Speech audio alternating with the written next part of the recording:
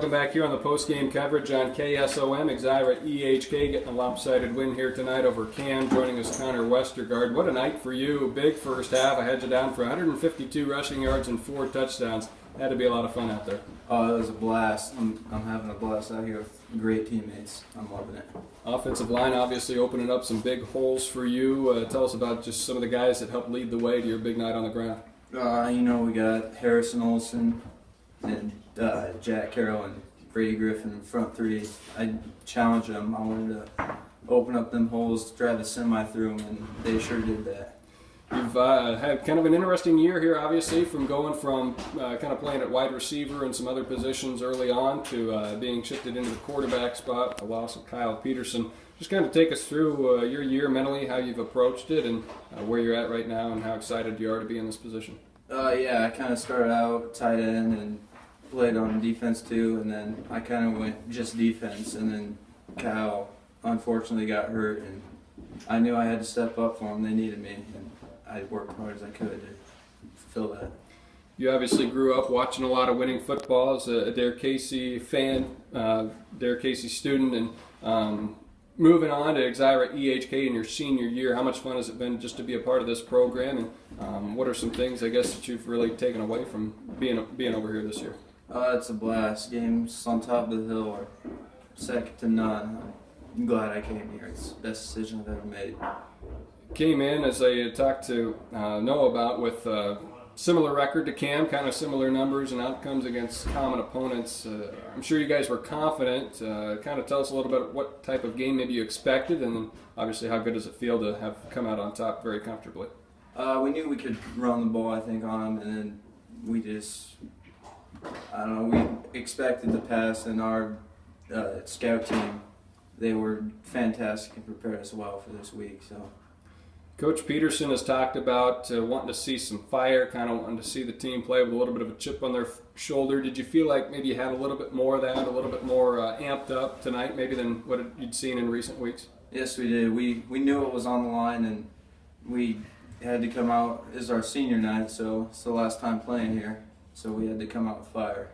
We sure did that. A lot of passing plays for Cam. You had a lot of coverage for the most part. Kind of tell us who you were, what your role was defensively, and then just evaluate how you feel you played defensively tonight. My job was to be locked up on Preston Murphy, and he's a good receiver, and I felt like I had a pretty good night, but I have a lot of respect for him. Going forward here, you'll wrap up the regular season with East Mills next week on the road. Do you know much about them yet at this point? We have one tape on. We have Cam Stone with them, and I just watched a little of them, but we just gotta focus on and do what we've been doing. You mentioned watching a little bit of film. Obviously, that's a big part of goes into football and getting ready for the games each and every week. Is that something that maybe you've done a little bit more of this season, or just tell us about how important that is to study up on film? Yeah, Coach always preaches preparation, watching a ton of film, and I make sure I do that to be as prepared as I can. It was an interesting play. I mean, you had a lot of good touchdowns runs, but one that kind of stood out to me was not that often does a guy go untouched on a quarterback sneak. Obviously a big hole, and take us through that play.